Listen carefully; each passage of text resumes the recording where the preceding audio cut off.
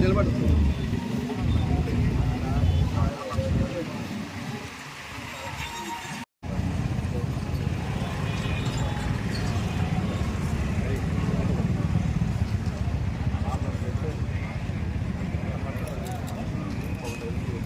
जोहार వైఎస్ఆర్, जोहार వైఎస్ఆర్, जोहार.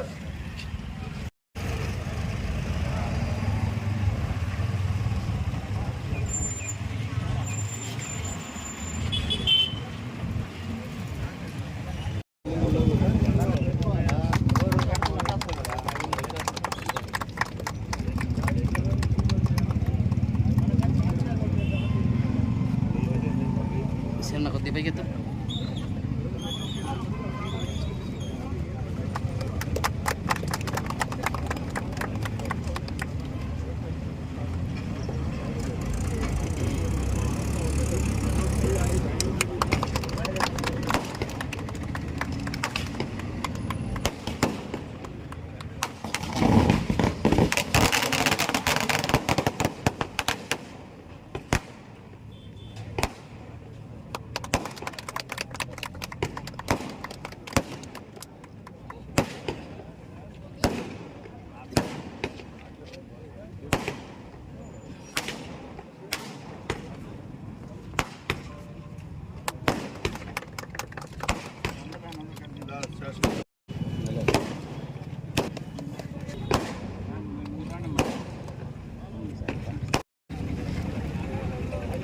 దివంగత ముఖ్యమంత్రి శ్రీ వైఎస్ రాజశేఖర రెడ్డి గారి 77వ జయంతి ఘనంగా జరుపుకుంటున్నాం.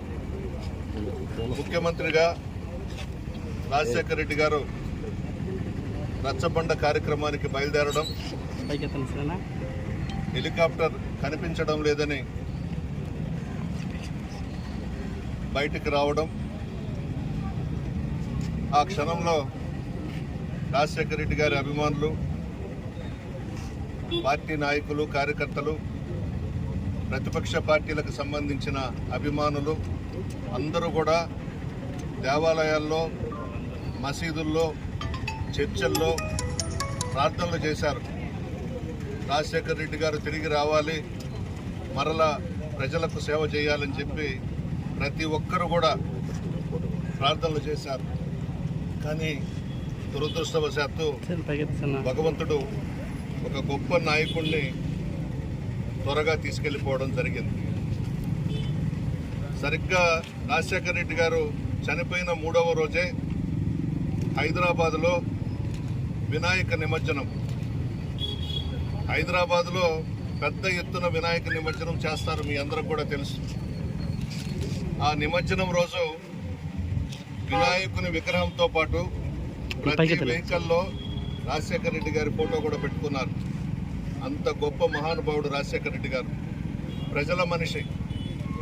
ఆయన ముఖ్యమంత్రిగా ఎన్నో పథకాలు పెట్టినటువంటి వ్యక్తి రాజశేఖర రెడ్డి గారు. ప్రజల మనసుల్లో చిరస్థాయిగా నిలిచిపోయినటువంటి వ్యక్తి రాజశేఖర రెడ్డి గారు. ఆయన పెట్టిన పథకాలు చెప్పుకుంటూ పోతే చాలా ఉన్నాయి. ఆరోగ్యశ్రీ పథకం, కార్పొరేట్ హాస్పిటల్లో పేదవాళ్ళు అడుగు పెట్టాలనంటే లక్షలు కట్టాలి. ఇదంతా గమనించి భారతదేశంలో ఏ రాష్ట్రంలో లేని విధంగా ఉమ్మడి రాష్ట్రంలో ఆరోగ్యశ్రీ పథకాన్ని పెట్టి పేదలను కాపాడినటువంటి వ్యక్తి రాజశేఖర రెడ్డి గారు. అదేవిధంగా పేద విద్యార్థులు ఫీజు రియంబర్స్మెంట్, ఇది చాలా గొప్ప పథకం. చాలామంది పేద విద్యార్థులను ఆదుకున్నటువంటి వ్యక్తి రాజశేఖర రెడ్డి గారు. మన నెల్లూరు జిల్లాలో సంగం బ్యారేజ్ కానీ నెల్లూరు బ్యారేజ్ కానీ తీసుకువచ్చింది రాజశేఖర రెడ్డి గారు. ఆయన హయాంలోనే శాంక్షన్స్ అయినాయి, ఆయన హయాంలోనే శంకుస్థాపన కూడా చేయడం జరిగింది. నెల్లూరు జిల్లాకి ఒక ప్రత్యేకమైనటువంటి గుర్తింపు వచ్చిందనంటే కృష్ణపట్నం పోర్టు కానీ అన్నీ కూడా రాజశేఖర రెడ్డి గారి హయాంలోనే మనకు వచ్చాయి. చాలా పథకాలు రాజశేఖర రెడ్డి గారు 104 కానీ 108 కానీ పావలా వడ్డీ కానీ అన్ని రైతులకు రుణమాఫీ కానీ అన్ని పథకాలు చేపట్టినటువంటి గొప్ప వ్యక్తి రాజశేఖర రెడ్డి గారు. ఇతడు కూడా మంచి వాళ్ళని తొందరగా తీసుకెళ్లిపోతాడు, చెడ్డవాళ్ళు మాత్రం భూమి మీద ఉంటారు అని. చాలా గొప్ప నాయకుడు. ఆ నాయకుడు పోతూ పోతూ ఒక కోహినూరు వజ్రాన్ని మనకిచ్చిపోయినాడు జగన్మోహన్ రెడ్డి గారిని. వాళ్ళ నాన్న ఆశయాలను సిద్ధాంతాలను కొనసాగిస్తూ పెద్ద ఎత్తున పేదలకు 33 పథకాలు పెట్టి 3 లక్షల కోట్లు పేదలకు వేసినటువంటి వ్యక్తి జగన్మోహన్ రెడ్డి గారు. రాజశేఖర రెడ్డి గారి సిద్ధాంతాలు ఆశయాలు కొనసాగిస్తూ 5 సంవత్సరాలు పరిపాలన చేస్తే భారతదేశంలో ఏ ముఖ్యమంత్రి చేయని విధంగా జగన్మోహన్ రెడ్డి గారు పరిపాలన చేశారు. దురదృష్టం ఏంటంటే ఈవీఎంలతో మనం ఓడిపోయినాం. ఈవీఎంలతో మనల్ని ఓడించారు, మోసం చేసి ఓడించారు. లేకపోతే జగన్మోహన్ రెడ్డి గారు 20 సంవత్సరాలు ఈ రాష్ట్రాన్ని ముఖ్యమంత్రిగా పరిపాలించాలి. అటు రాజశేఖర రెడ్డి గారిని పోగొట్టుకున్నాం, ఇటు ఈవీఎంలతో జగన్మోహన్ రెడ్డి గారి ముఖ్యమంత్రి పదవి పోయింది. ఏం పర్వాలేదు, రాజశేఖర రెడ్డి గారు పైనుంచి చూస్తున్నారు. ఆయన ఆశీర్వాదం జగన్మోహన్ రెడ్డి గారికి ఉంది, పార్టీ నాయకులు కార్యకర్తల ఆశీర్వాదం ఉంది. తప్పకుండా ఎప్పుడు ఎన్నికలు వచ్చినా మరలా రాజశేఖర రెడ్డి గారి ఆశీర్వాదంతో జగన్మోహన్ రెడ్డి గారు ముఖ్యమంత్రి అవుతారని చెప్పి తెలియజేస్తున్నారు.